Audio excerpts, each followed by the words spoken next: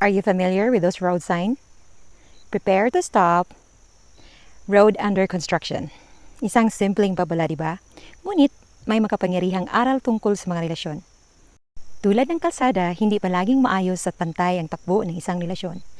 Minsan kailangan mong bumagal o kahit tuminto upang ayusin ang mga bagay na nasira. Maaaring nakakainit, mabagal ang proseso, ngunit hanggat kayo ay patuloy na nagsusumikap at sumusulong, sulit ang paghintong iyon.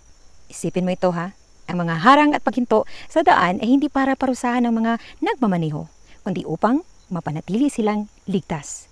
Ang mga pansamantalang paghinto ay hindi palatandaan ng katapusan, kundi pagkakataon upang protektahan at patibayin ang samahan.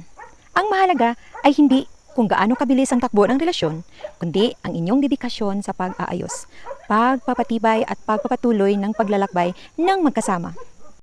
According to Ecclesiastes 3, verses 1 and 3, may takdang panahon para sa lahat ng bagay at panahon para sa bawat gawain under the heavens, panahon ng pag-iba at panahon ng pagtatayo.